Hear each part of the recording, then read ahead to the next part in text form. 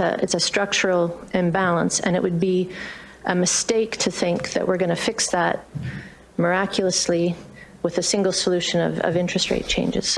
Welcome back to Moose and Loose. My name's David. In today's top stories, we've got Canada's interest rate has been cut again. So price is going to be a little bit cheaper on the houses there if you got a mortgage. But what does this really mean? Well, it turns out there's a emerging group that is buying up more houses than anyone else, and this doesn't bode well for Canada. So let's jump into this. This was announced, Tiff Macklem, Bank of Canada. You can see here, posted by Table Salt. This guy posts some good data here on X. It says Bank of Canada reduces rates to 4.5%. So we were at 4.75. Now we're at 4.5. In contrast, we used to be at like 2.5, 2.25, whatever, way down there. So you can see here, Bank of Canada reduces 25 basis points. What's interesting here, somebody posted this as a reply. You can see Canada versus US dollar. Yeah, really plummeting. We've got a couple interviews on this on CTV and CBC with a few different opinions. Let's just jump into this first. They have announced that they are dropping the interest rate to 4.5%. Joining me to discuss is Jim Stanford. He's an economist and research associate at the Canadian Centre for Policy Alternatives.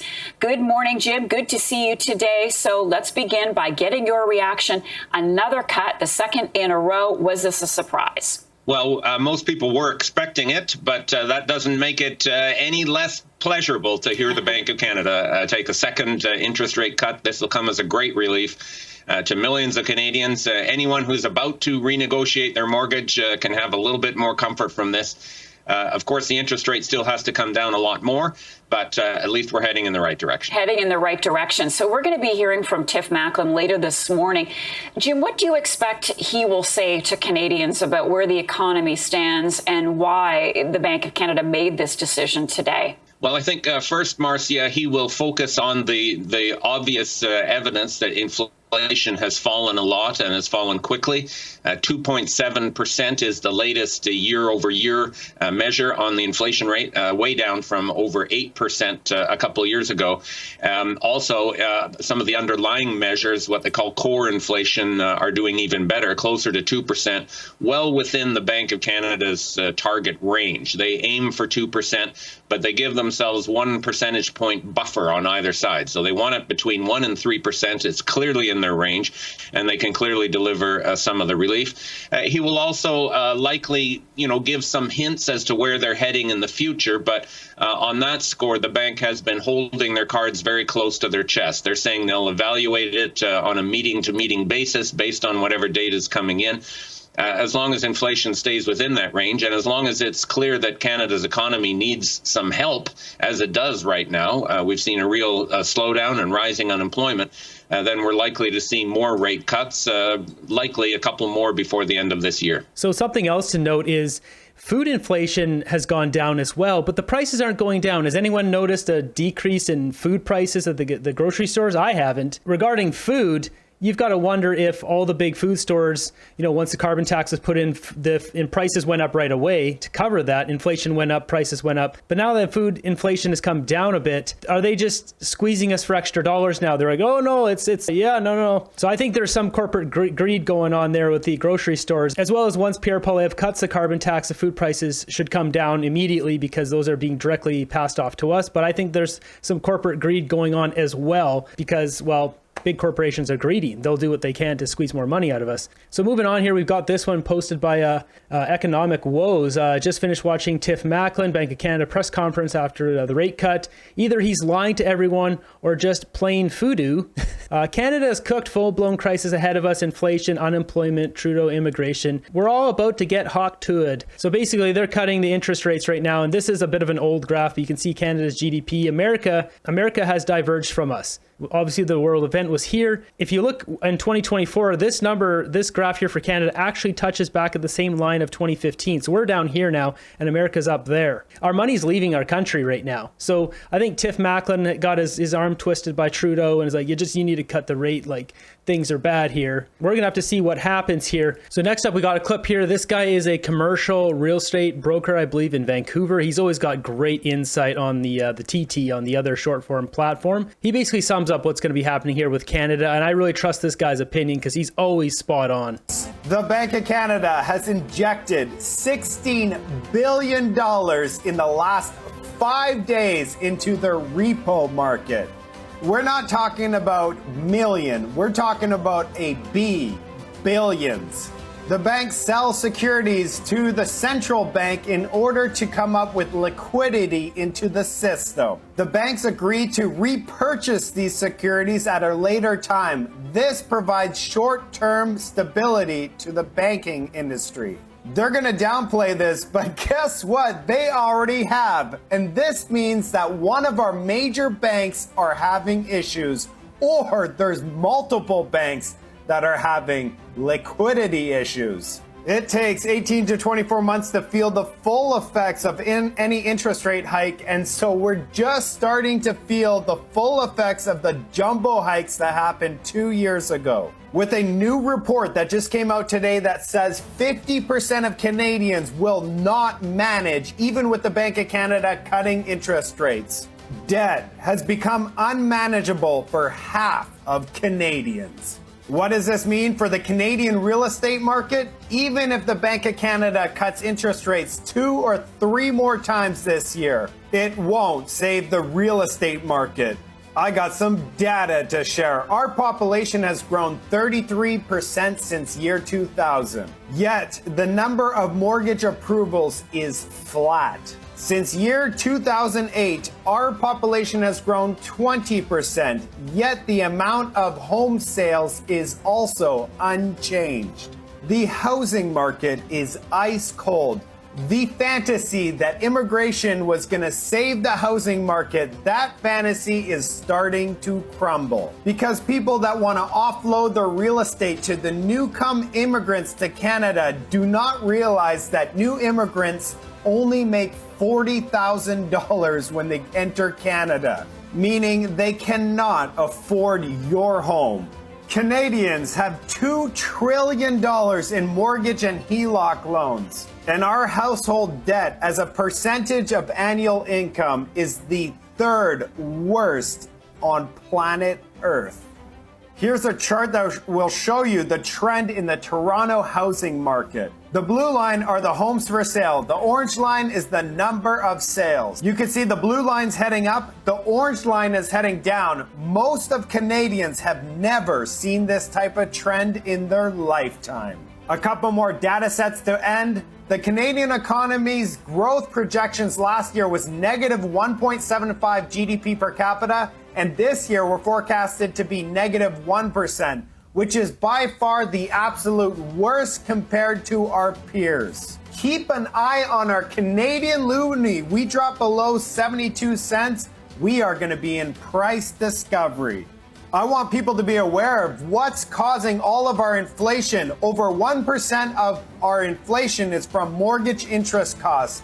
We would be at 1.5% inflation if we dropped our interest rate to 2%. To close, the Bank of Canada is already making a policy error. These 0.25% peanut drops of interest rate cuts are not going to save our economy from entering a recession. If you were hoping to enter the real estate market for the very first time, or you're looking to make an investment, this could be the moment you have been waiting for. The next 6 to 24 months are going to be a continuous popcorn ready moment. And yes, I'm going to have my popcorn ready.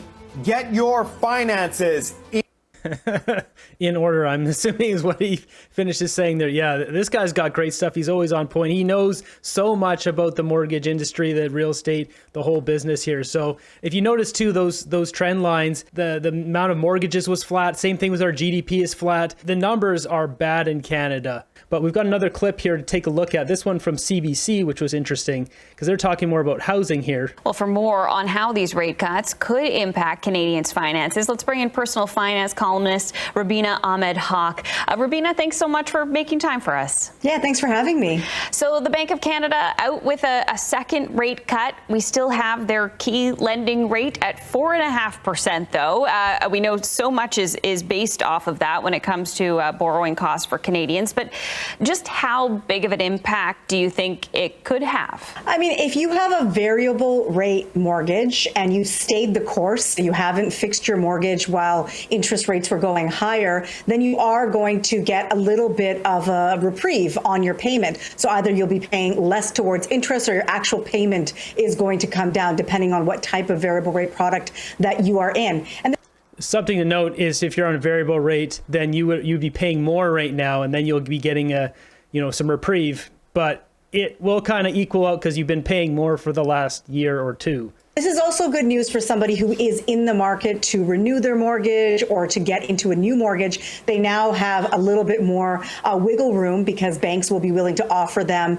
an interest rate that's a little bit lower than they would have yesterday. And so that might give them a little bit of extra money to bid more or even use that money to renovate or do other things when they buy that home. I'm glad you brought up mortgages. I mean, it's hard not to when you're talking interest rates, Rubina. But, you know, for somebody who might need to renew their mortgage, or maybe they're considering a new mortgage, buying a home or what have you, we know that just before the interest rate hike started to happen, there were a lot more people going into variable rate mortgages than fixed rate mortgages. They felt the pain, most likely, over the time that we've seen interest rates at these elevated levels. Felt the pain is like a very diminished way of putting it. When somebody has a variable rate and it doubles and their payments are going from $2,000 a month to $4,000, that is catastrophic to someone's finances.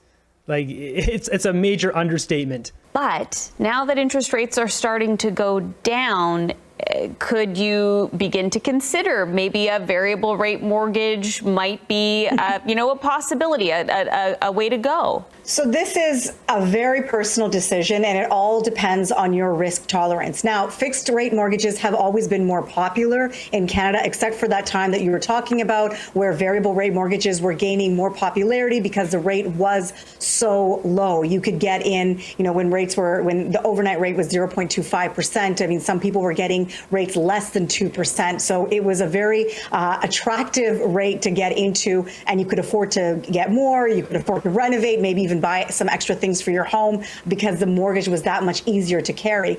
A lot of people have, in the last 2 or 3 years, felt very burned by higher interest rates. And I believe that there is a cohort of people that will never go variable again because of what happened in the last 2.5 years. Just speaking to individuals, speaking to family and friends, they just do not want to ever put themselves in that vulnerable situation again. But now, one thing that CBC isn't mentioning here is that Justin Trudeau went out and said that rates will be low for a long time. Go out and get those mortgages. They're not bringing that up. They should bring that up. That's dishonest to not bring that up. That's why people felt comfortable getting those variable rates back then in 2022 or whatever. Now, it comes to risk tolerance. I'd say if Stephen Harper was prime minister, by all means, get a variable rate. But with Justin Trudeau, he spends too much money. Like, he keeps causing the inflation in Canada. He spent more than all other prime ministers combined. So it's not a smart thing with Justin Trudeau. You're better off to lock in for a couple of years and let things settle down after Pierre Poilievre wins the next election.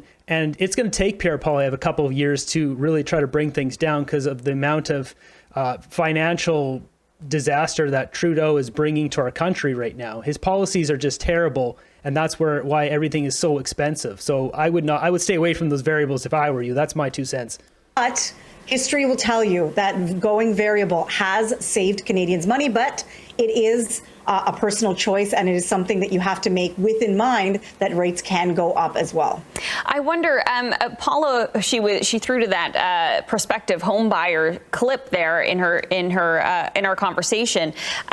That person was interested in getting into the housing market now that these rate cuts have happened. When you're looking at the affordability equation right now, Rubina, these 2 rate cuts, is it enough to make, the possibility of home ownership more affordable for some Canadians? So rates have come down 50 basis points in the last 2 months. And if you look at the June data, it shows that home prices are actually down year over year. So the rate cut did not do what it normally does, which is push prices up. So it's not really the interest rate, because interest rates are still quite low in comparison to where they have been in years past. It's just that we haven't experienced these kind of rates for the last 20 years. But if you look back 40, 50 years, rates have been in the double digits. So it is still much. Yeah, but rates back then, even if it was 10 or 15 or 18%, houses were like 50 grand. And percentage wise against someone's income, it was only a couple years of their income to buy a house. Now it's something like 60 years or whatever of someone's income to buy a house. So to just toss around that word of affordability with a rate cut in Canada is ridiculous. The prices are so off the charts. We almost need a new system where it's just like houses only for Canadians, and it gets separated from what's on the market now. And the older you are in life, say, this is just a wild idea, but say if you're 60 years old and you want to buy a house, it's the first house you've ever, that you've owned, then you would get more priority to buy a house that's on a different scale of, and it's not available to the global market. You can't have people from China or Bangladesh or whatever, Sri Lanka, buying these houses. Only Canadians. I don't know what kind of crazy idea we need now to create affordable housing. Maybe Sean Fraser would say like co-op housing or whatever, but it's like, who wants to live in one of those motels? People want detached white picket fence houses. There's a lot of problems in Canada with housing, and it is a big mess right now. Either way, to fix the housing crisis, somebody's going to lose a lot of money, because the prices have to come way down. We basically need to ban foreign home ownership. We need to put priority on Canadians who've been living here longer to be able to buy these houses. There's a whole bunch to it. So, and just for full transparency, I've had 2 mortgages in my life that were both variable. I never got a fixed mortgage, because what you do is you look at the trend of at least this is what I do. You look at the trend of where the interest rate is going, and then you calculate out, 4 or 5 years what the term is. And then you can kind of decide, is it a smart move to do that? Because then you would potentially save money as long as the government's stable, like with Stephen Harper. But with Justin Trudeau, unstable, you'd be better off going for the fixed, because then you at least know what your payments are going to be. Because if you make those payments, then you're fine. Much more affordable now to borrow money than it was, say, 30 years ago. It's more home prices coming down that is going to make it actually affordable for Canadians to buy homes, especially in the more expensive cities like Toronto and Vancouver. Not necessarily a 50 basis point cut, because the June data shows that not really much happened in the real estate market. People didn't start getting excited again about buying homes. There wasn't much activity. Prices actually went down year over year. So it shows that affordability really lies in how much you're paying for that house, not necessarily how low that interest rate's going to go right now. Yeah, it'll be interesting to watch the housing market in the next couple of months here, Rubina. It's an interesting back and forth here, but really there's nothing to be excited about for really anyone who doesn't own a home to try getting into the market. It's nuts.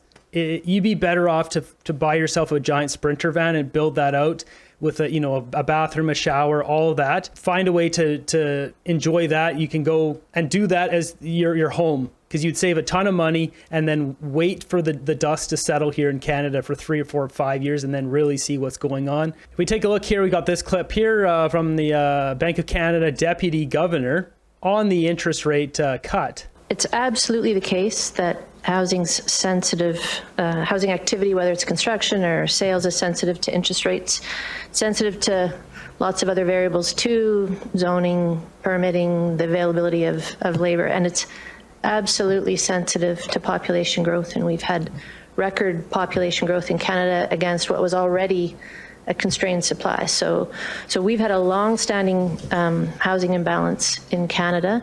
I'm from Western Canada. We've been feeling it for years. It's moved to other big cities in Canada in recent years, and during the pandemic, it moved even to smaller cities. So it was there before interest rates went into sort of emergency low levels. It's still with us now that interest rates have gone up. So it's a structural imbalance, and it would be a mistake to think that we're going to fix that miraculously with a single solution of interest rate changes. So shelter inflation has some similarities. It's absolutely the case that our interest rate decisions have a direct and near immediate effect on mortgage interest costs, which is a big part of shelter inflation. But there's other things inside shelter inflation. Rent, for example, rent continues to increase. Other housing costs, insurance, taxes, maintenance, those are all rising too.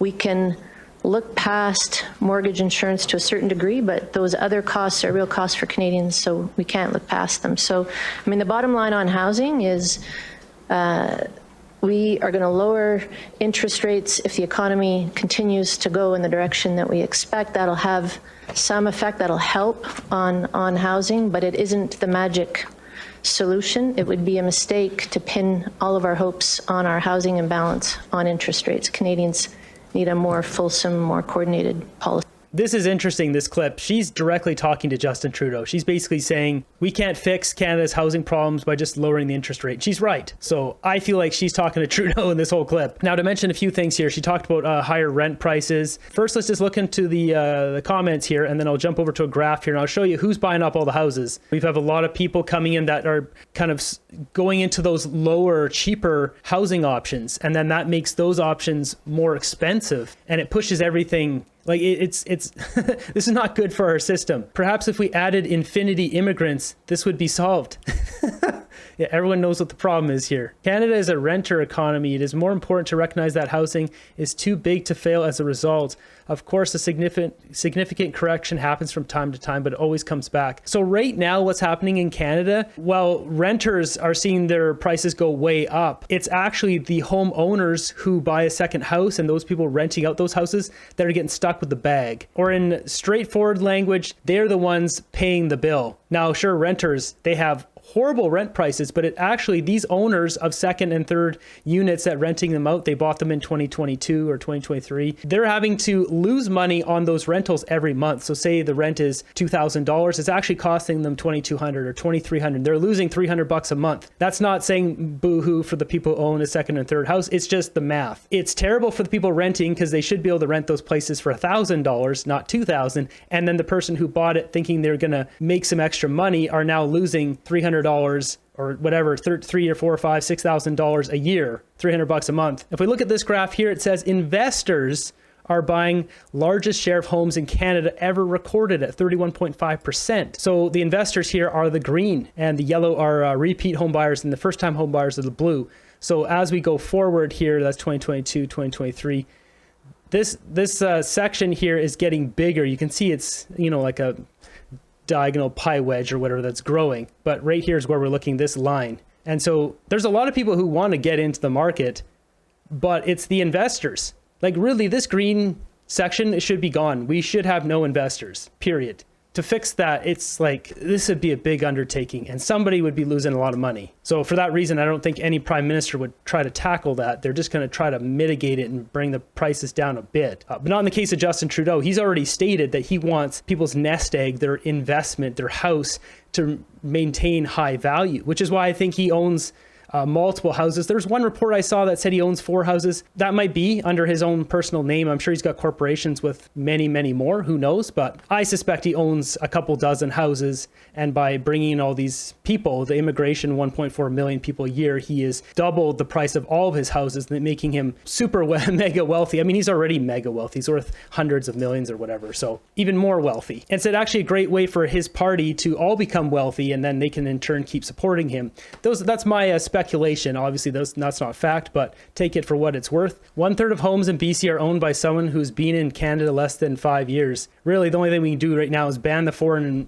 investors, ban investors altogether. We need places people can live. That would at least, split this among these two groups. A lot of cities have done their best, like Vancouver. They don't let houses sit empty. They have the tax on empty houses, all that kind of stuff. It's just not doing enough. There's a lot of dirty money from China that they just come and buy stuff over here to get their money out of China, and they can keep it over here. And they don't care if it goes up or even goes down 50%. It's dirty money. It's still money that they can clean by putting it through our real estate system. So when you have a situation like that, it doesn't matter to them how much they win or lose off of the market, because it's still a win for them. That's why we need to ban foreign buyers, period, across the country. Like no commercial, no farms, none of that. It needs to all be banned. It should just be Canadians only. Obviously, it's better for business if a big company can come in and buy land. And maybe there's, approval process for big businesses that want to start up. If you guys aren't familiar here, I used to run a notary office with my ex-wife. I would balance the budget here about $10 to $12 million of sales going in and out every month. And I would see people coming over from China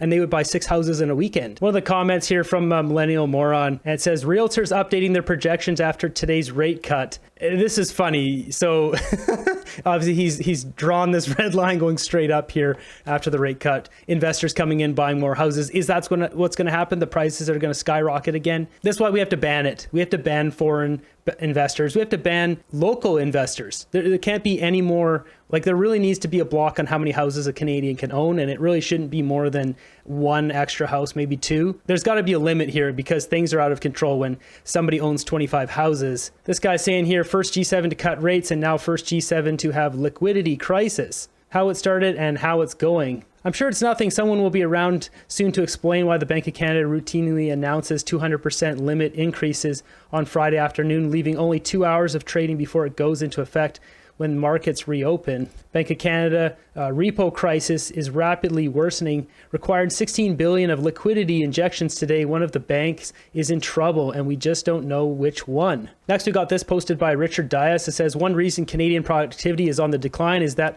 we are importing older, age 55 plus, non-prime age people. They are unemployed at 3 times the rate of those in the cohort that would be a drag on our creaking healthcare system. Now, I actually know a lot about this exact topic here. But first, let's take a look at this. It says newcomers are more likely than others to be unemployed across all working ages.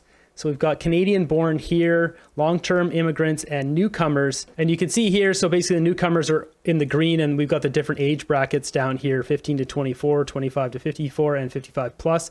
And yeah, that's the newcomers right here. This is the unemployment rate. We got at 15% and even 25 to 54. And it's a little more equal here. One thing I learned when I was married to a Chinese woman for many years is that a lot of people that come over from Hong Kong, they'll send their kid over to school to Canada, and then they get them to, land here and basically become Canadian. And then they bring over the grandmother right away. And the rest of the family stays over in Hong Kong, makes money and sends it over, whatever. But they always send over the grandparents, especially the really old ones that are 70 plus, to use our healthcare system because they have to pay for it in Hong Kong. Everything's out of pocket. It's actually pretty cheap, but you have to pay for it. In Canada, you don't pay for it. So they always send the sick grandmothers here. So it burdens our system. That's always kind of bothered me because that's such a slimy thing to do. It's smart, if Canada's allowing that. I mean, we shouldn't be. Why would we allow that? It should be if there's an age that you're coming in, say if you're 70 years old, you should have to pay $200,000 or $300,000 or $500,000 up front to offset the cost that you're burdening our system with. Especially if you're that old, you're not going to be working, so you're not contributing in that manner. So you're only going to be paying for food or whatever. You're not going to be contributing that much to our society. But one positive that I've personally seen is that older 55 plus immigrants act and live as childcare provider, allowing both younger parents to get back into the labor force. Yeah, I mean, there's different mentality there of the people who are older, the way they were brought up, which is a good thing to have in our country. But I still think they should have to pay up front if they're coming in that old and they're going to be burdening our system. Already jumping over to my group, let's see what memes we've got today.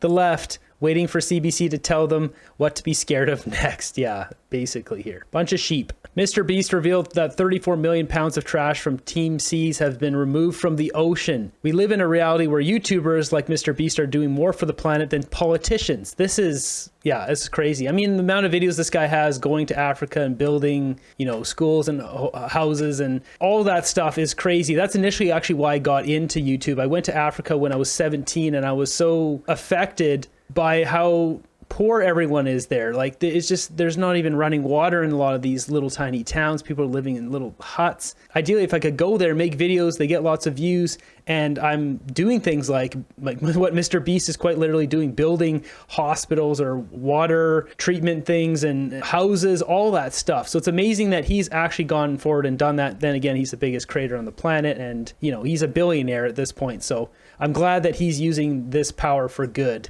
Because just looking out of the window of the car into those kids' eyes, and they're all just so poor. There's not even water. It's so dusty and dry. It was just really impressioned on me when I was 17 and I saw that. Miss me yet? Yeah, no kidding. Me realizing politics is just pro wrestling scripted storylines with good and bad guys who are pals backstage. Yeah. Let me know in the comments down below what you guys thought about the interest rates in Canada coming down. We've got investors scooping up houses. Are they going to be buying more of these houses now that interest rates are getting lower? The prices have dropped quite a bit in certain places like Toronto. Is this just going to push housing prices back up? It wouldn't be a smart idea in Justin Trudeau's Canada, where the inflation rate and interest rates are not stable, but who knows? Maybe investors start dumping their money again into housing and the prices go way back up and keeps further pushing the rental prices up. Time will tell. Thanks for watching the end of the video here. Be sure to subscribe. We'll keep fighting for freedom. I'll see you guys in the next one.